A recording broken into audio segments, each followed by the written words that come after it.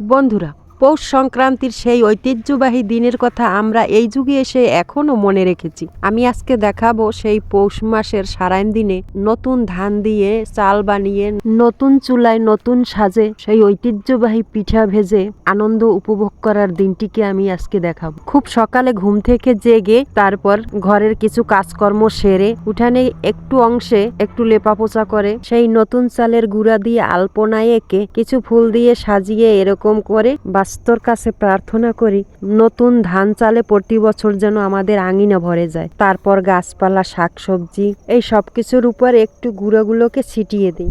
আমাদের মা কাকিদেরকে এভাবেই দেখতাম, তারা এগুলো করতো। তাই আমরাও সেই ঐতিহ্যটাকে ধরে রাখার জন্য এই একটু আনন্দ উপভোগ করে থাকি।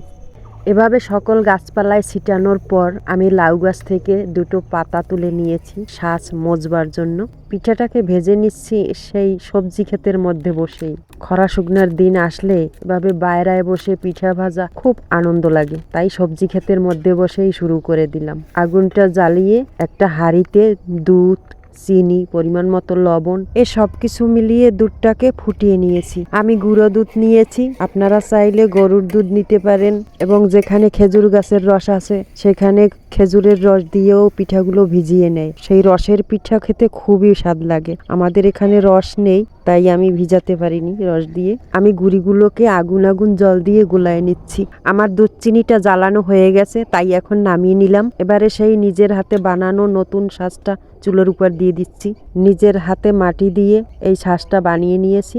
এই মাটির নতুন শাঁসটাকে খুব ভালো করে পোড়াতে হবে। পোড়াতে পোড়াতে একেবারে শাঁসটা খুব শক্ত হয়ে যাবে। তারপর একটু তেল দিয়ে সেই লাউ পাতা দিয়ে মুছে নিতে হবে, যাতে ওই মাটিটা যেন পিঠার গায়ে না লাগে। আর শাঁসটা পুড়ে গেলে কখনো লাগে না, এই মাটি কখনো পিঠার গায়ে লাগে না। তেল দিয়ে ভালো করে মুছে নিতে হবে। আমি সাজের বাটিগুলোকে একটু ছোট ছোট করে বানিয়েছি, যাতে করে এই পিঠাগুলো খেতে খুব স্বাদ লাগে, কারণ এটা মাটিতে বানানো হয়। আর এই সাজের পিঠা খুব স্বাদ লাগে এবং অনেক ফুলকো ফুলকো হয়। সাজটা একটু পাতলা বানিয়ে নিতে হয়, তাহলে পিঠাগুলো খুব ফোলে আর পিঠার পিঠটা পুড়ে যায় না। আমি সাজটাকে তেল দিয়ে মেজে মেজে অনেকক্ষণ ধরে পুড়িয়ে নিয়েছি। এবারে আমি শাঁসটার উপর সেই গোলাটাকে দিয়ে দিচ্ছি।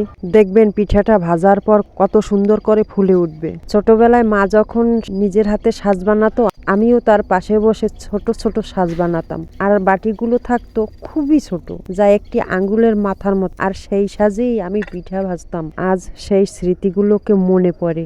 বন্ধুরা, গ্রামেই জন্ম আর গ্রামেই বড় হয়েছি। সেই ছোটবেলায় মায়ের পাশে বসে এরকম ছোট সাজ, ছোট চুলা পেতে খেলার ছলে অনেক পিঠা ভেজে খেয়েছি, রান্নাবাড়ি খেলেছি, বনভোজন খেয়েছি। আজ সেই স্মৃতিগুলোকে ভুলতে পারছি না। দেখুন বন্ধুরা, কত সুন্দর ফুলকো ফুলকো পিঠা হয়েছে। এই পিঠার পিঠ সহজে পুড়ে যায় না, পিঠাটা ভিজালে ভিজেও যায়, খুব সুন্দর, একেবারে রসগোল্লার মতো। বেশ অনেকগুলো পিঠা ভেজেই নিয়েছি বন্ধুরা। এরকম নিজের হাতে সাজ বানিয়ে সেই পিঠা ভেজে খাওয়ার আনন্দটা তোমাদেরকে বুঝাতে পারবো না। তাই আমার ভিডিওগুলো তোমরা দেখতে থাকো আর আমার মতো আনন্দ উপভোগ করো। বন্ধুরা, গ্রামে বসে ভিডিও বানাতে কিন্তু একটু কষ্ট হয়, তাই তোমরা ভিডিওগুলো দেখো আর আমাকে সাপোর্ট করো। বেশি বেশি করে একটু শেয়ার করে দিও। ভিডিওগুলো কেমন হয় দেখে লাইক দিও আর কমেন্ট করো।